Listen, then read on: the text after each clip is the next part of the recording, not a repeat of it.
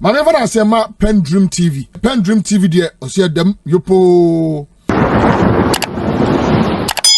So now the truth of the matter is that what has happened in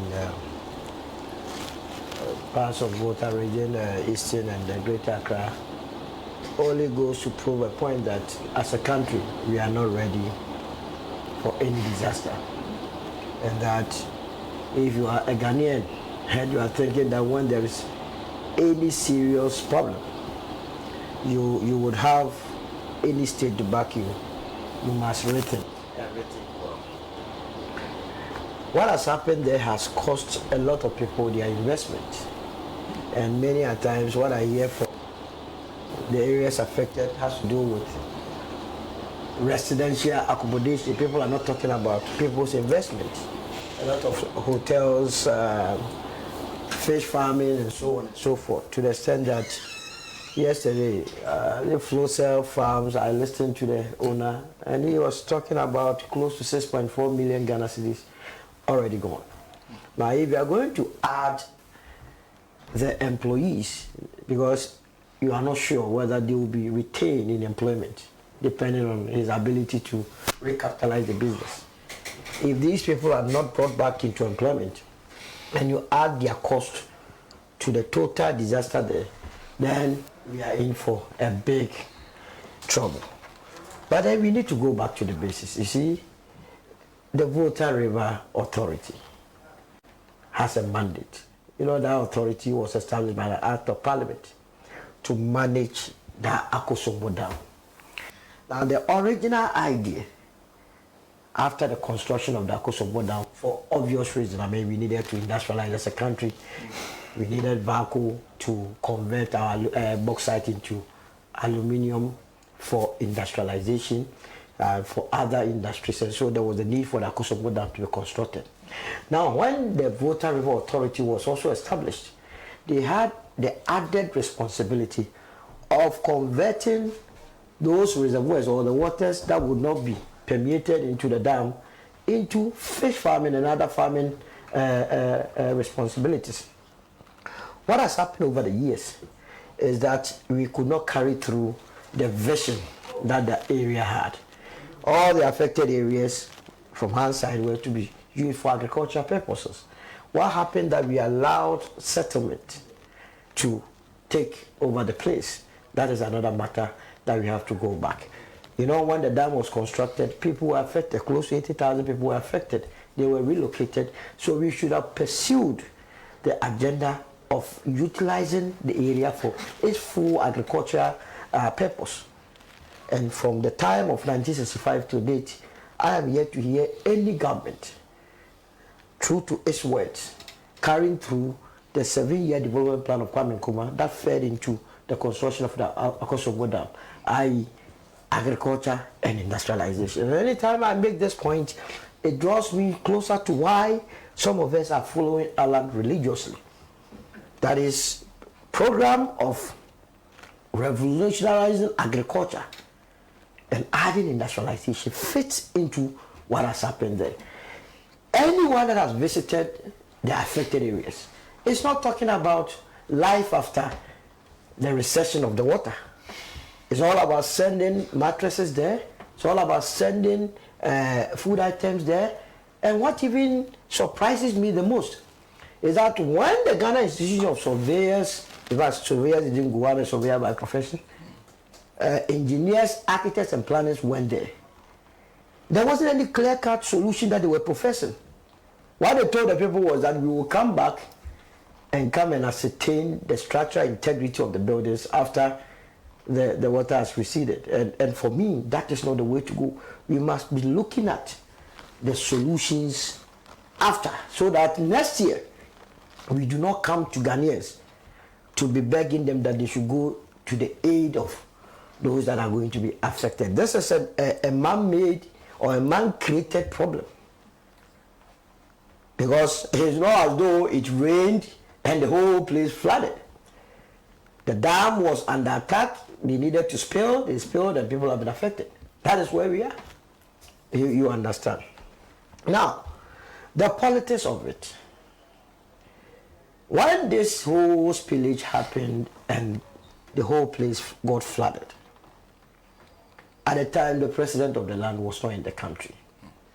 So I assume what he was doing outside the country was more important than the problems that the people of the Tongus and the Pandus were going through. Only to find out that what he was actually doing was not as important as coming to the aid of those that put you to be the president. But he came down and explained why he did not need to be there in the first instance. Because for him, the people did not vote for him. So you did not vote for me. Why do you expect me to come and walk through the water? The decision by the president to go there was when he realized that the leader of the movement for change, Mr. Alan Kyerematen, had gone to the affected areas. Because when Mr. Alan Kyerematen went there, he took with him a number of media personnel. I know former President John Mahama went there, but when he went there, he did not expose the issues as much as Mr. Alan Kyerematen did. Mr. Alan Kyerematen actually took it upon himself not to be in the dry areas, but actually sat on canoes, went to all the affected areas, observed the issue in total with the media men, so they brought all the issues to fore. And that was when Ghanaians realized that, hey, we were in for a bigger battle.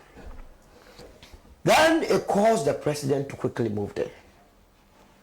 But you see, we cannot as a country reduce our entire life to politics. They did not vote for you, and so what? At least you had 100,000 votes there. And 100,000 votes, if you are going to measure, you know that Accra Sports Stadium, when it's filled to capacity, it's about 40,000. Kumasi Sports Stadium, when it's filled to capacity, is about 40,000. Tamale Sports Stadium, when it's filled to capacity, is 20,000. So it means Volta region alone, you had Accra Sports Stadium filled, Kumasi Sports Stadium filled, and Tamale Sports Stadium filled.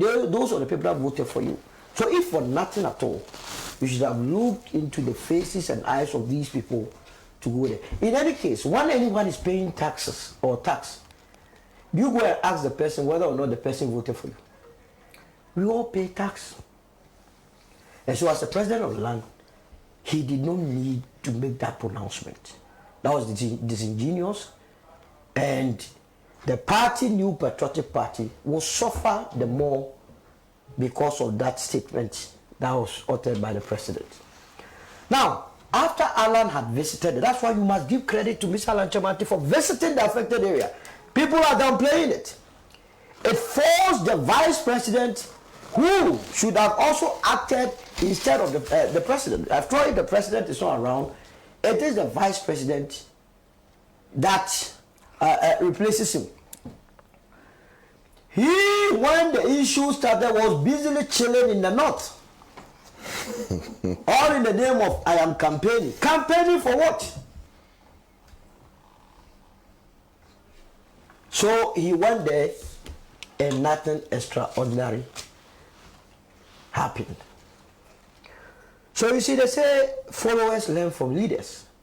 And I'm not too sure why people must be angry with the Minister of Sanitation and Water. Sanitation and Water Resources. Why must we be angry with her? She took a cue from the president's statement. The president had already set a tone that there was nothing serious that they must attach to what has happened in the affected areas. So when she went there, for lack of a better word, and not knowing what to do as a minister, she decided to go on the tangent of blame game. She was not even there. She was speaking in Accra. Oh, so she was comfortably speaking from Accra. That is another eye-opener. She said they asked the people to move and they became recalcitrant, decided not to move. And the VRA also says they did simulation exercise. The question I've been asking myself is, was it the case that you provided alternative habitats for these people so that when you ask them, in fact, if you did, you did not even ask, you didn't even need to ask them to move. They should have been moved by force if you had alternative arrangement. That is what government does. You don't sit down for your people to go into through difficulty. You have not provided this alternative accommodation. You have not asked them to be coming to sleep in your bedrooms or kitchen. You are saying they should move. Move to where? You see, these are issues that are, these are some of the things that have problems with honorable dems. You pass them in parliament. You approve all these nominees. All in the name of cronyism. All in the name of cronyism. Else, by the next moment she made that statement, that lady should have been made to resign. But she's still at post. Now, so she has made that statement and we don't know the head and tail of it. People are bringing in other ideas that we must use Segleme to host those that are affected. When I listened to, was it the minister once again? He said they have not the Volta regional minister. He's saying they have not done any structural integrity, they have not done any investigation. Hey, people are not sleeping while you say they have not done any investigation. So it means we have not attached any importance to what is happening. But I want to admonish the good people of Volta region, and for that matter, the entire country, that you have your destiny in your own hands. If for any reason, where some of you are residing, you have the means to relocate, I believe they must begin to think in their lives. If you are going to put your trust in governments like this, I'm sure you will have a long night in Zion. Elections have consequences. And that is why I always admonish people who go to vote that if you are going to vote, always think about the people that you are going to vote to lead you. Because whatever decision you make has 4 years implication. And that vote for people who will not just come and sweet talk you, but people who have comprehensive policies to deal with your daily problems. We are going into election 2024. We have less than a year and some months.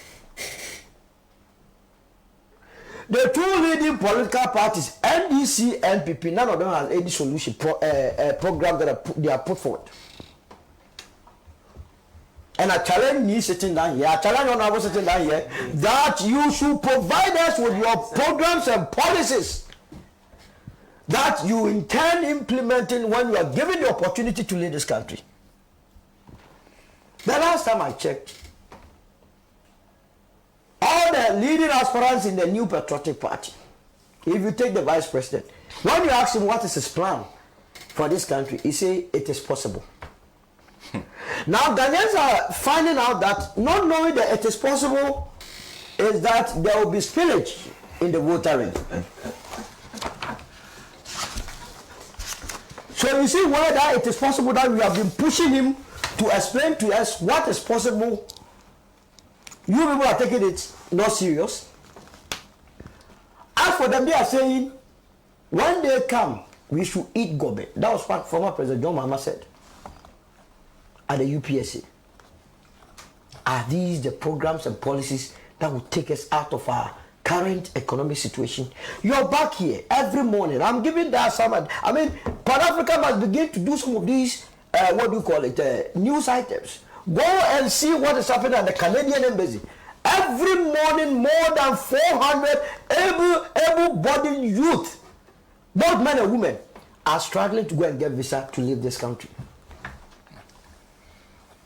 Same with the American Embassy. Go to the Moving Big Ambassador Hotel A lot of young Ghanaians, men and women, they want to leave the shores of this country to go to the UK. When you ask them, it is about one issue. They don't have jobs. They have lost hope and confidence in this country. Who is going to take them out of it? As though we don't have leaders who are seriously thinking about the future of this country. And that is why some of us are preaching to the unconverted. That come in election 2024, you must not look left nor right, but you must look straight and peruse programs and policies that have been put forward by the movement for change led by Mr. Addo. What have you been preaching?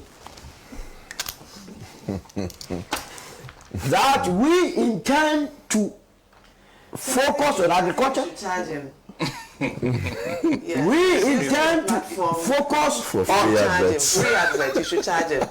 What do you think we are doing this one? We are doing serious this is a political topic. I'm not too sure you are coming to sit here and speak ill about the NDC. Am I not right? So that people must be made to come out with what they have. These are all distractions. They know where I'm going, it will hurt them. So they have to come in to distract me. But we are still focused. And get people to implement programs and policies that will help our youth. Because it's very important. It looks to me as though every day the youth of this country are losing confidence. To the extent that, now the source of revenue of the youth, especially the guys, even the ladies have joined. Today is Saturday. They have a Clasico. I understand Real Madrid is going to play Barcelona. Go and see how people are doing permutation to go and bet so that they win to get money in their pocket. How can we live in a country like this? How? And so what has happened in the Volta region must be an eye-opener. The last time we went to wasn't Northton? Yeah. And I saw the nature of the land there. There I realized that we don't have strategic leaders in this country. And indeed, if we had, there is no business or basis for which we must import rice into this country. Vast lands. So if you have the Akosombo Dam sitting there with a lot of water, what prevents any government from embarking on massive irrigation? Now that we have implemented what we call the Africa Continental Free Trade Area, wouldn't it help us as a country so that when we produce more rice, we can sell to our brothers in the sub-region? So it means it's all about talk and no actual program. So it is for those that have been affected to think through it, because if you go to the Kita area too, the waves, if you don't take care in the coming months, it will be the same story. Now, just to link those living in Wager to what has happened. Wager Dam, those living around the dam are sitting on a time bomb. We allow people to build so close to the dam. And once the dam is full, it has to be allowed, there has to be spillage. When it happens, how do we as a country with our limited resource go to their aid? So a word to the wise is enough. They say when someone's beard is burning, you must not sit there, you must put your beard in there. Those of you around the Wager area, you have seen what is happening in Baton, in Addo, in Sogakove, in Pano, in Mepe. Don't think it's far off you. And that the day they will begin to spill, maybe yours will not even see the houses. And that is where you would understand that if leaders are allowing things to go unpunished, you have your life to protect. I'll end it here. Thank you very much. If you join us, we are discussing the disaster on the lower Volta basin as a result of the spillage from the Akosombo Dam. More to show from the epicenter of the disaster, but the story is being told only from the epicenter. We are not expanding the story yet. It goes through 11 constituencies. In fact, last week we were discussing the president's comments, and we're hoping that by this week the interministerial committee would have presented a plan before us to tell us how they intend to deal with the now, in the immediate future, and then what happens in the long term. Yesterday, I was there and I coincided with the visit of the finance minister. And it seems he was there to speak for himself alone, not for the entire government. He is a member of the committee, but he was there to speak for himself alone. And then there has been so much outrage over comments made by the sanitation minister, who is also a member of the committee, who claims that the people should have themselves to blame because they were told to leave and they did not. And the question is, when did you say that? Which area did you prepare for them to move to? And if you listen to the stories on the ground, you'll be shocked. The assembly member from Mepe electoral area told us that we created this river. That's what he calls it now. You see a whole river that you need a canoe to move on. That was created within hours. Within hours, his building was the first to fall. And there are several other people, many people who've lost their properties, everything they have. Cars were even stuck in the flats. So we're returning to this discussion, and then we'll move on to the discussion on the new patriotic party, because exactly a week today, they will be electing a flag bearer for their party, the person who they think should succeed President Akufo-Addo. We'll be asking our panelists what they think about the options available, and then what they think will happen on that. Well, those are the issues we'll be discussing this morning. Of course, if you just join us, you miss the comments that my panelists made on the Palestinian issue, especially what is happening, the harrowing experience of people living in Gaza currently. And let me go around my panel once again and welcome Kwame Kwesi Pratt Jr., who is General Secretary of the Socialist Movement of Ghana, back. A lot of people have been asking me, where is he? He's here today. When you see him, you should be at least, let me welcome him properly on behalf of everybody. Welcome back. Yeah, nice to see you this morning. And of course, nice to see you, Honorable, of course, Honorable Soa, Dela Soa. The last time you were in the show, this is the second time I'm seeing her. She's Member of Parliament for Pando. And of course, one of the areas that have been affected. Nia Boyanan has a big funeral in his constituency today of Odododio, and he joins us. He's an aspirant to become the NDC parliamentary candidate for Odododio. And sitting right by me, of course, is Mr. Solomon Owusu, who is a member of Team Alan. Well, let's start with the discussion on the floods, and I guess I can start with Mr. Solomon Owusu on that. Please start for us. Okay, flood. Dedi kama mamena PENDREAM TV ase. Na so far so good. Say open online portal e wo Ghana. Nipa share, nipa follow, nipa comment here.